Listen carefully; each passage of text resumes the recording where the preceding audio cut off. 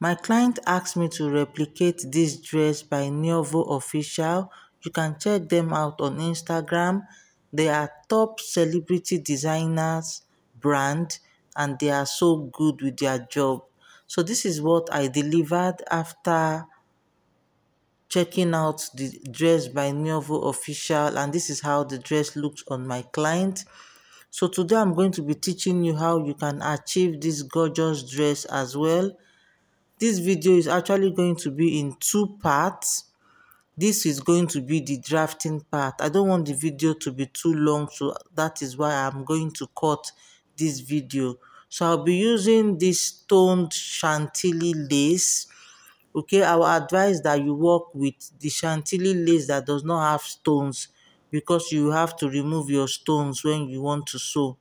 So I'll be using zipper, a matching color zipper. I'll be using underwire, and I'll be using this cup. I'll be using my satin, a matching color satin, to cover the cup, and I'll be using this mesh for my outfit. The mesh is 7 yards I got. You can use more, but I will not advise you to use less because this outfit does not have lining. So it's the mesh that will be serving as the lining. And this is a corset mesh. I'll be using it to give this outfit a stability. So for the first thing I'm going to do, I'm going to mark 4 inches on my pattern paper. The reason why I'm marking this 4 inches is because I'm making a built-up neckline. This outfit is a built-up neckline, so you need space at the upper part of your pattern, okay? So now I'm going to be marking out all my measurements, my bust, my waist, my hip, and then the full length of the dress. You can decide how much length you want for yours. You can make yours longer if that is what you desire, but I'm working with my client's length. What she likes is what I'm doing for her. Okay, so I'm just going to rule all these markings across. And when you are doing this, make sure that your pattern paper is on fold. Okay, so I'm still going to fold this pattern paper as we go along in the video. So this is a dartless corset. This is a dartless corset. There will be no dart on this pattern. So now I'm folding my pattern into two, as you can see. Please don't skip any part of this video, because if you do, you might end up missing out on some important details that you need to know. Okay, so I'm going to make this video a bit fast because I don't want the video to be too long, and I'll try as much as possible to make sure that the video is detailed even though it is a bit fast. So now I'm just indicating my bust point, my under bust, my waist, my hip, and the full length of the dress. So the front part of this pattern, I'm going down by 1.5 inches and my neckline is 3 inches. And I'm going to connect the points together like so. And I'll be marking out the armhole depth for my client. And I'm going to connect the armhole. After I'm done with the armhole, the next thing I'm going to do is I'll start inputting all my measurements, my bust, waist, and hip measurement. I'll divide them by 4 and I'll minus half an inch from whatever I get. For example, if your bust is 40 inches, after dividing by 4, you will get 10 inches.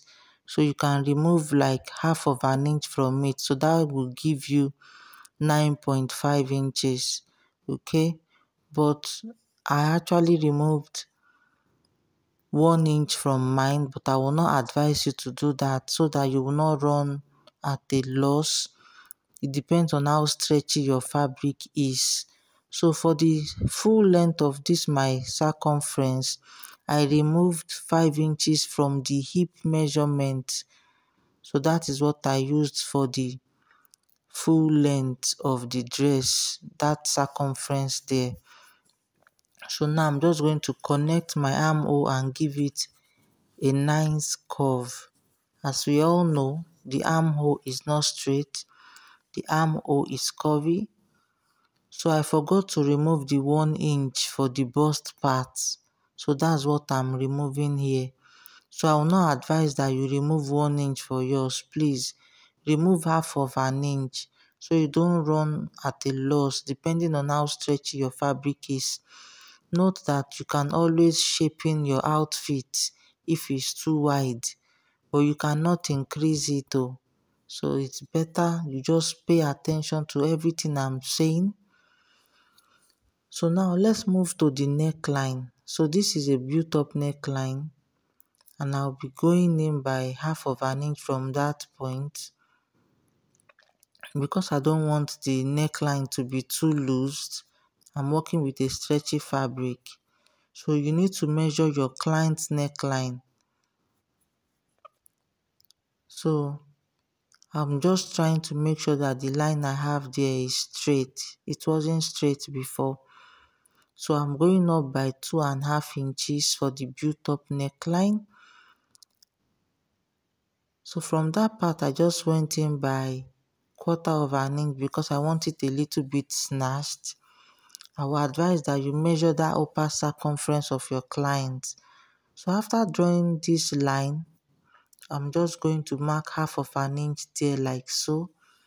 And then I'm going to connect with a slight curve. So make sure you measure your client's neckline to be sure of the exact measurement you are going to use for the neckline. So I'm just going to connect this with my free hand because I couldn't get a perfect curve on my pattern master. So now I'm going to mark this part straight.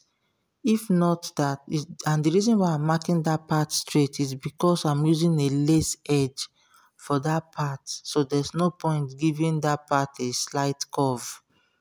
Okay, so now this will be my front pattern. So I'm going to cut this front pattern out so that we can use this same pattern to cut the back pattern. Then we will now come back to this front pattern and modify it the way we like. So now I'm drawing you can see that line is my guideline, and I'm going to use my sellotape to tape this down so that it does not move.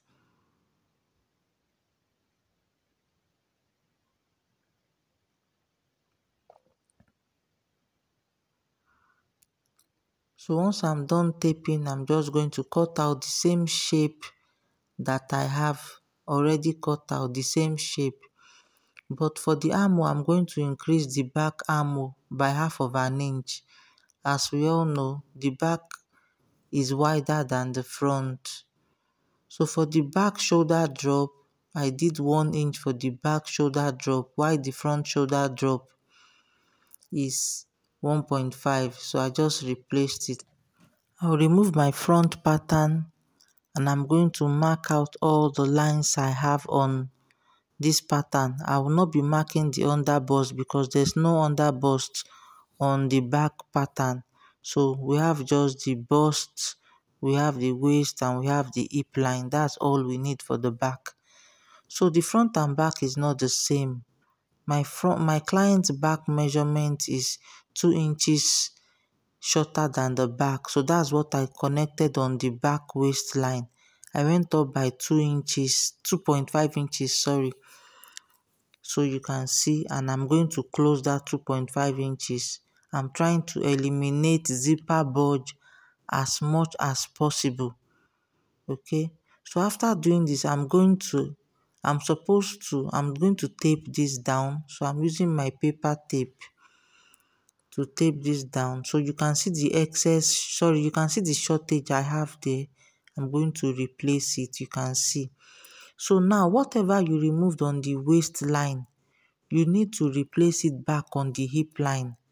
So you can see I just decided to bring out this pattern paper. This is a video from one of the tutorials I have on my channel.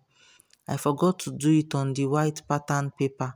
So I brought this video so that you guys can understand, because if I just explained without showing you practicals, some people might not get it right. So now whatever you remove from the waistline for the back, you have to replace it. So my client's own is 2.5 inches. Yours can be 1.5 inches difference from your front. So whatever difference you have for yours is what you are going to remove from the waistline, and that is the exact thing you are going to replace back on the hip line. You can see the way I replaced whatever I took out from the waist. I removed 2.5 inches on the waist. So I'm putting it back. If you don't do this, you will definitely have shortage at the back of your pattern. Okay, so now I'm putting 1/2 inch zipper allowance for this my outfit. So on the waistline, I'm not going to put any zipper allowance for the waist part. You can see the way I connected it. This is so that the waist will not have, this is just me removing all those excess zipper bulge that you can see. Okay, but this is not the only method that I'm going to use to remove zipper bulge. That is why I said this video is very, very detailed, and you need to watch this video till the end so you don't miss out on important details, because I want your outfit to fit perfectly too when you make yours. So I'll be cutting 2 of this pattern. So now I'm back to the front pattern. So kindly pay attention. This is my cup that I'll be using. So I'm going to place this cup on the under bust line. You can see. Make sure that the cup is placed on the under bust line. So after placing the cup on the under bust line, wherever the cup gets to, you can see that point. That is where you are going to mark. So you can see, make sure that it's on that under bust line. And then you pinch it up a little. Just use your hand to, to press it like so. You can see, once you press the cup, it will give it a lift, a little lift. You don't want your cup to be flat. If you just place it like so without pressing it up a little, you can see the difference as I left the cup now. So now I'm just marking 1/2 inch on that part where the mark of the cup will start. So now I'm bringing back the cup again. So pay attention. You can see the way I'm pressing the cup to give it a lift. Now I'm going to mark the edge of the cup all round to, you can see I'm marking that all round. If you just place your cup like that, your cup will look flat. So after doing this, I'm going to input my sewing allowance for the cup. This is very important. You don't have to skip this video. Make sure you put 1/2 inch all the way, all round the circumference of the cup before you cut out. If you don't do this, you are going to have shortage.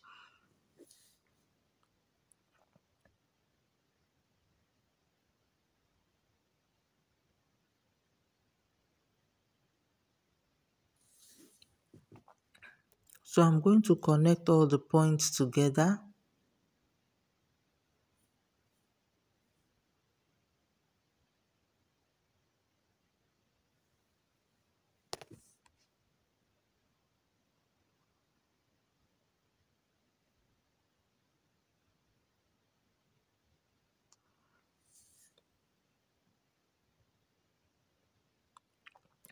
Now I'm bringing back my cup. As you can see, you can still see the way I'm holding the cup so that the cup will maintain that lift. So now I'm on the edge of the cup. on the edge of the cup, I'm going to use my pencil to mark the edge. So you can see, use your pencil first. I'm just giving it the shape that the cup has. Okay, I'm just following the shape of the cup. So now I'm going to highlight this marking that I did with my pencil now. I'm going to highlight it like so, and I will connect it all the way like so, straight down. So make sure that the seam allowance you mark out for the cup, you connect it all the way. They must touch each other. So now this is my yoke. This becomes my yoke. I like to label my client's name on my pattern paper, so I don't mix it up with any other outfit. So make sure you blend any sharp point. You don't need a sharp point on your outfit. So now I'm going to cut this cup part out. This is the part that we don't need. You can see I am cutting this seam allowance line out. So now after I open up my cup, my pattern this is what it's looking like. Okay, so now I'll place the pattern on top of my chantilly lace and I'm going to cut this out. I'm not adding any seam allowance to my pattern. Don't forget that this is a stretchy fabric, so you don't need seam allowance on your pattern. If you add seam allowance again, it's going to be too wide.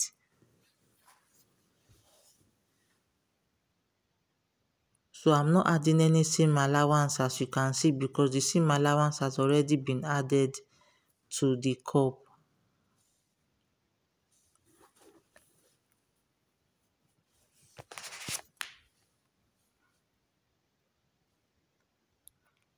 So I'm going to open this up so that you guys can see what this looks like. This is what I have.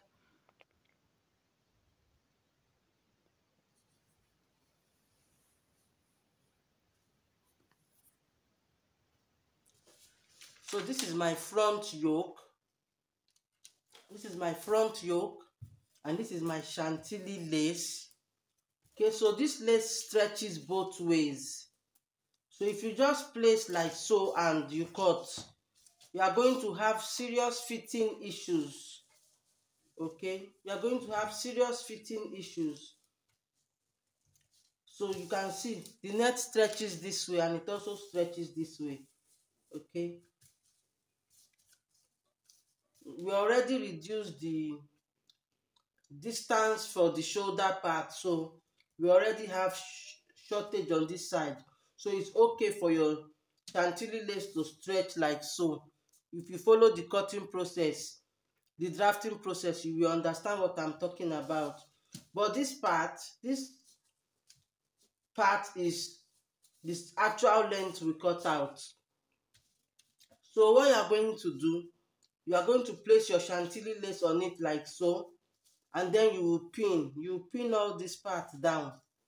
After pinning down, you will drag this one like so and pin. You drag it like so and pin.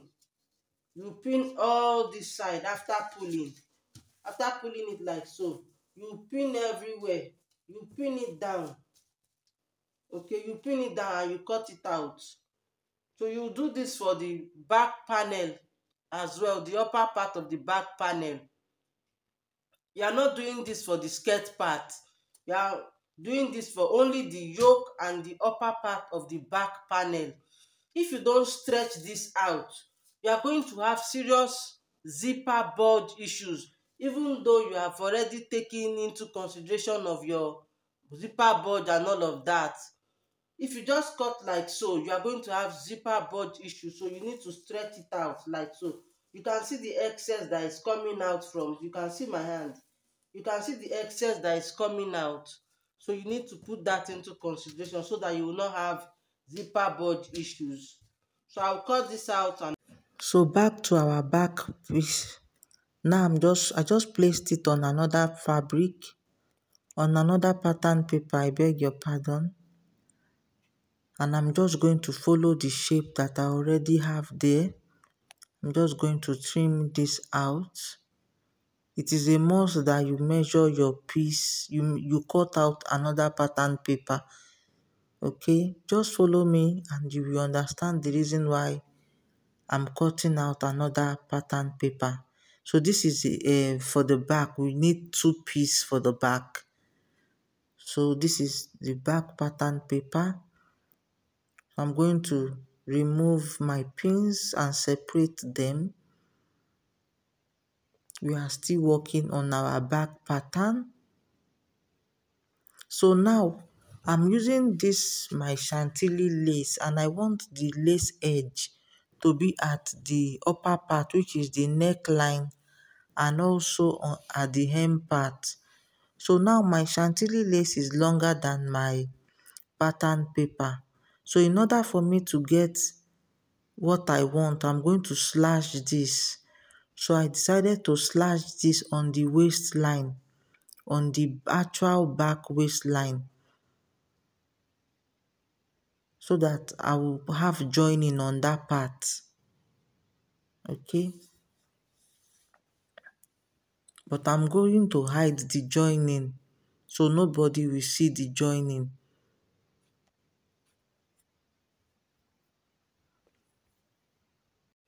So now I folded my fabric into 2, and I'm going to cut two pieces for this lower part. Okay, this is the lower part. The other part is the yoke part. So I'm going to cut this one out first.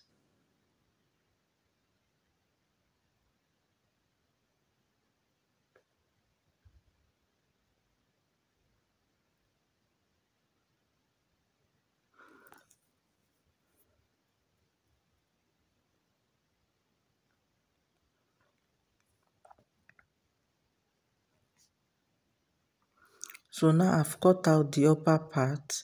Don't forget the method I taught you, that you need to stretch it out. The upper part alone, not the lower part.